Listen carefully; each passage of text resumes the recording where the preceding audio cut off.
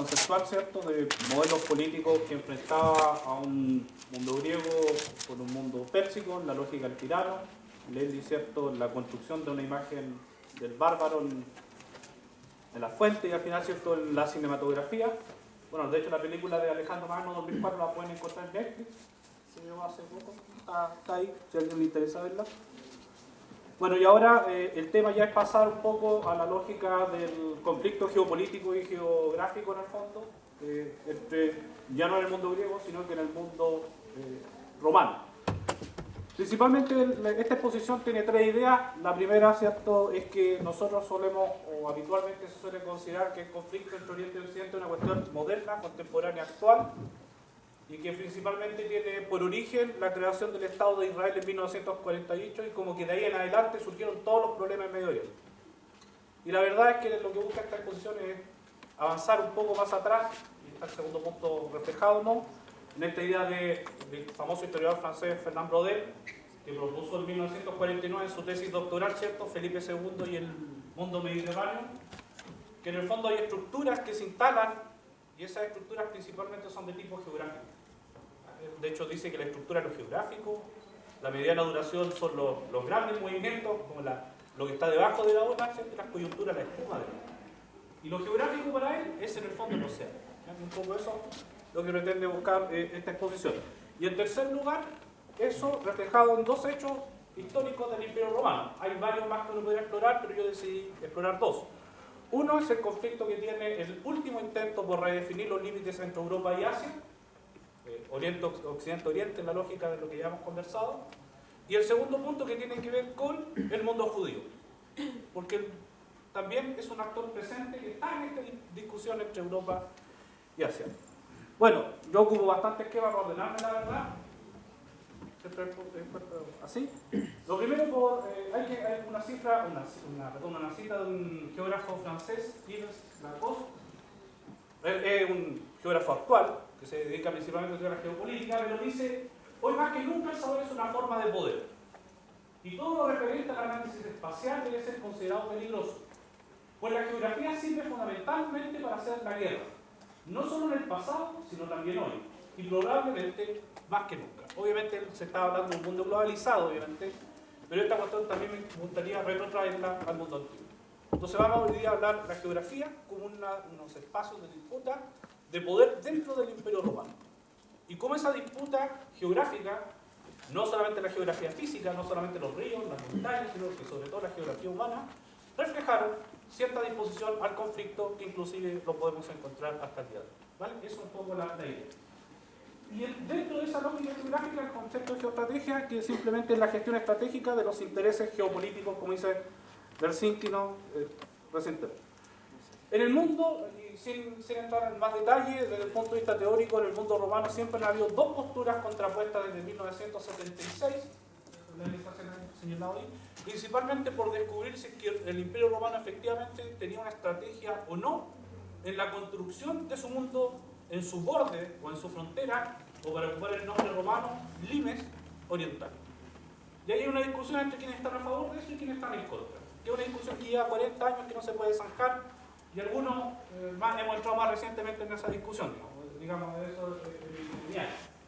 Están Luttwak y otros que aceptan esa estrategia, y está Isaac, de origen israelí, que niega eso.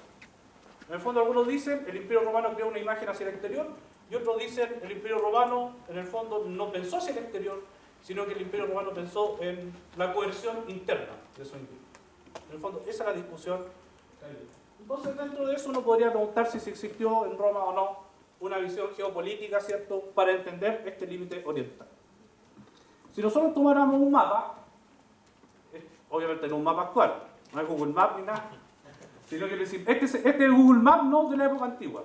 Este es el mapa de Estrabón en el siglo, en realidad, a finales del primero antes de Cristo y el primero después de Cristo. Algunos dicen que escribió el día antes de Cristo, otros que el día después de Cristo, pero más o menos ese es la... Bueno, si se dan cuenta en el mapa, Estrabón no define Oriente-Occidente, que es algo que ya hemos dicho, sino que define tres lugares: Asia, África y Europa. Y en esa cuestión de Asia, África y Europa, el Imperio Romano dominaba, y aquí voy a empezar a ocupar historiadores más tardíos, como diría un historiador inglés del siglo XVIII, la mejor y más hermosa parte del mundo conocido. ¿Y cuál es esa mejor y más hermosa parte del mundo conocido? Europa. Por su clima, por el clima mediterráneo, por su producción agrícola, etc. Y dentro de ese mundo romano existían dos áreas de influencia, podríamos llamar así, cultural. Un área romana, latina, occidente, que después es lo que la Europa medieval y es lo que nos llega a nosotros como cultura, esto va por la Iglesia Apostólica Romana, de ahí viene, es el nombre oficial.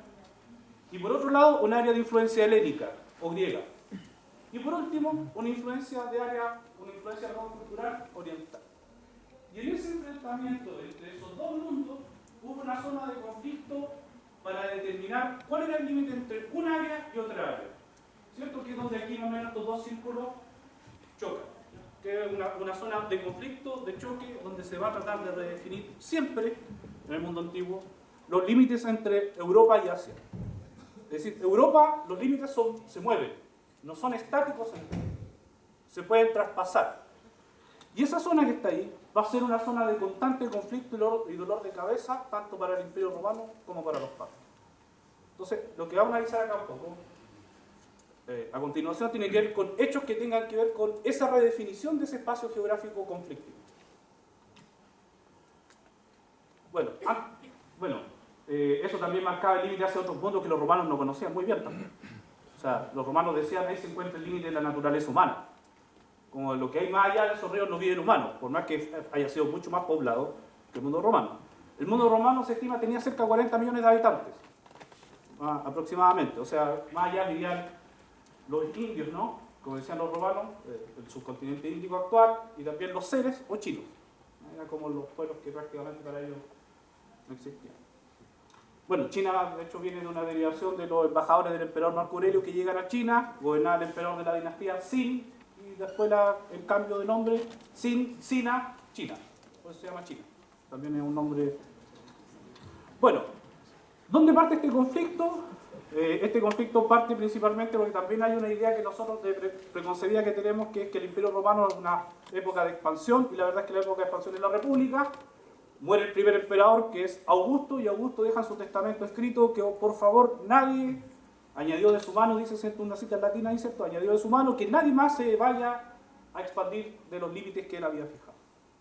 Los emperadores suelen respetar eso, hasta Nerón, un emperador que aparece y que todos lo conocemos también un poco en la cinematografía, ha creado una imagen de Nerón como una especie de emperador incompetente que le gustaba incendiar ciudades, pero la verdad es que Nerón tuvo una fase de gobierno bastante competente en su inicio, el primer quinquenio, el quinquenio de oro se llamó.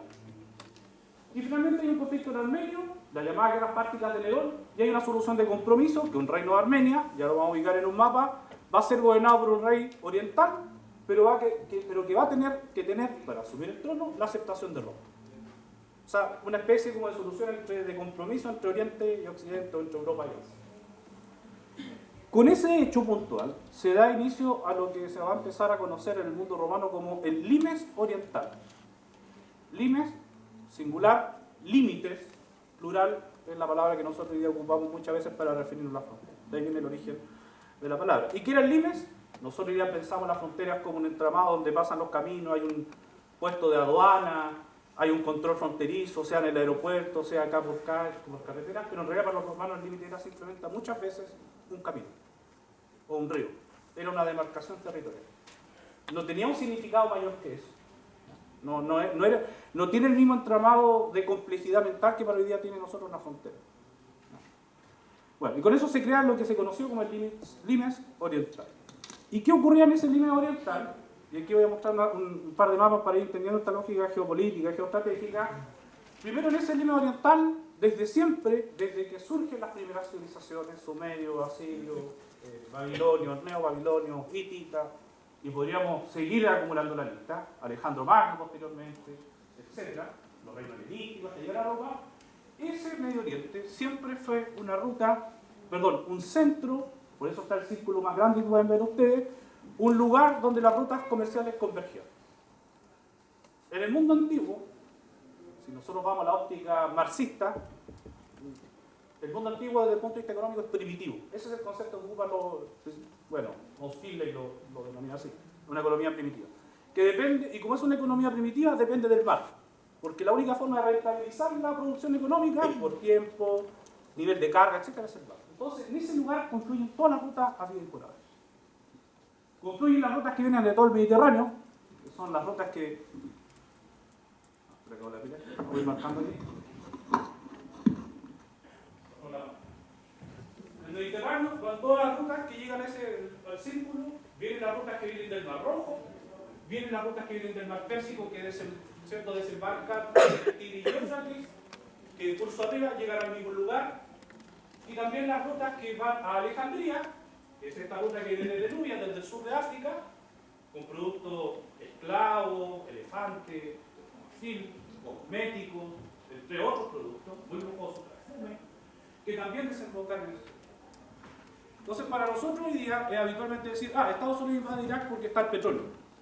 Pero la verdad es que esa zona desde tiempos inmemoriales ha sido un centro económico en el mundo. Desde tiempos inmemoriales, ¿vale? De productos de lujo, oro, caballos, seda, tintes, minerales preciosos, joyas, la lista sería interminable. Cerveza también, de donde surge la cerveza, algunos otros tipos de alcoholes, etc. Todo eso concentrado en ese sector. Cuando en la Biblia se menciona, ¿cierto?, el nacimiento de Jesús y la llegada de los 3 reyes magos, ¿cierto?, el incienso, la mirra y el oro, tiene que ver justamente que eran productos de lujo en aquella época, que eran parte de esas rutas comerciales que alguien tenía que dominar. Y el problema es que todo ese entramado comercial en el mundo antiguo, entre este conflicto entre los romanos, Partia y Armenia, estaba controlado por dos potencias. ¿No? Entonces, desde el punto de vista geopolítico de la economía, hay un conflicto por ver quién controla las rutas comerciales del sector. Hoy en día existe el canal del Suez, ¿no? Pero en esa época también había un canal de negado, ¿cierto?, que permitía también cruzar. O sea, siempre, vuelvo a insistir, desde una lógica de larga duración histórica, como lo dije al inicio, esta zona siempre ha sido una zona de conflicto económico. No ha sido solamente porque ha tenido petróleo. Petróleo es el recurso de hoy. Aquí obviamente no había petróleo, no era necesario, había petróleo, pero no era necesario para hacer funcionar nada. Entonces, todas esas rutas confluyen. Eso llevó a un espacio político también un poco complejo. Los límites que ustedes ven en rojo serían más o menos el área del Imperio Romano, y lo que ven ustedes en verde, el área del Imperio Pártico, y en esa frontera que se ve como en una mezcla entre verde y rojo, es un área donde existían los llamados reinos clientes. Reyes que en un inicio juraban una lealtad a Roma, Roma los dejaba vivir en su interior y Roma controlaba su política exterior. Es que un poco también vuelvo a la Biblia, porque a lo mejor es el ejemplo que ustedes más conocen cuando mencionan a Herodes, ¿no? ¿Cierto? Ahí está el típico rey cliente. Hay un procurador romano, Poncio Pilato en este caso, que administra la justicia en nombre de Roma, pero cuando llega Jesús le dice, es un problema a los judíos, no un problema a los romanos, lavarse las manos, ¿no? Ahí está, esos son los reyes clientes. No es una administración directa de Roma. ¿Qué van a pasar hacia el final del siglo II? Roma va a buscar controlar directamente esos territorios. Eliminar a los reyes y ellos controlar directamente el territorio. ¿Y por qué va a comenzar eso? Porque si nosotros vamos un poco a la geografía humana del sector, tenemos varios núcleos que, si bien están dentro del Imperio Romano, son desde el punto de vista cultural otro grupo cultural que no se romaniza, porque principalmente el occidente es romanizado. Aquí la romanización choca con otras culturas que presentan una complejidad aún mayor en ese sentido como lógica de aculturación, si la quisiéramos ver. Hay un núcleo egipcio, una cultura milenaria. Hay un núcleo nabateo. Los nabateos hoy día son como los palestinos, digamos, pero en realidad en esa época eran árabes, así se les conocía, los árabes petrianos, por Petra. El núcleo judío, que es el más complejo de todo este entramado cultural, ya vamos a ver por qué. Primero, la primera complejidad es porque son monoteístas. Y parte de la lógica tenía que ver con aceptar una religión politeísta. Y ahí hay un primer conflicto. Vamos a ir después. Hay un núcleo armenio, o armeniaco también, como se menciona en algunas fuentes, y el núcleo pérsico. Las fechas que ustedes ven en rojo corresponden principalmente a todos los conflictos que hubo en esta época, en este sector. O sea, estamos hablando de una época profundamente conflictiva.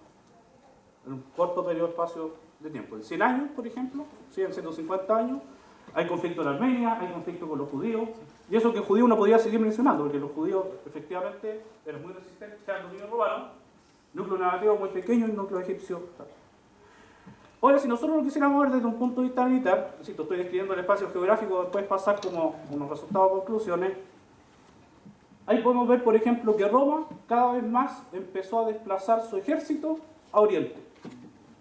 Es decir, en la medida en que Occidente se va romanizando y por tanto se empieza a instalar una lógica de paz interna, de paz romana, en el interior del Imperio Romano, ya no son necesarias tropas porque el orden ya no se controla con tropas. El orden se controla con la mente, ¿no? Con la pertenencia y el sentido de pertenencia a una sociedad que tiene, que ser un estado de vida superior, como lo diría Plinio.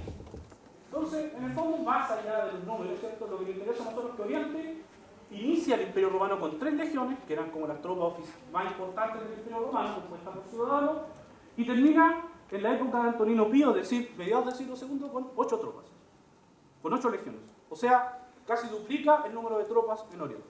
Entonces, lo que nos indica también un interés. Bueno, y aquí vienen los dos hechos. El primero, las llamadas campañas de Trajano en Partia, que es un asunto historiográfico complejo, ocurre lo mismo que hablaba Leslie.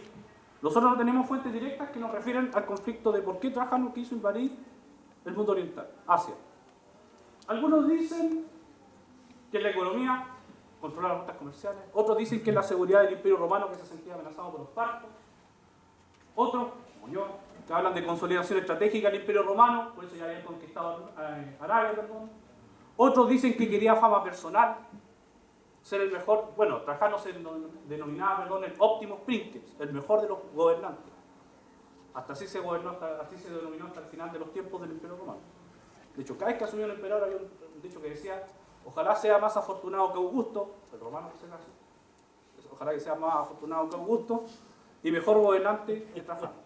Era como un lema que hay. Por otro, también está el rol de la propaganda. Quería Trajano emular a Alejandro y llegar hasta los confines del mundo y fundar ciudades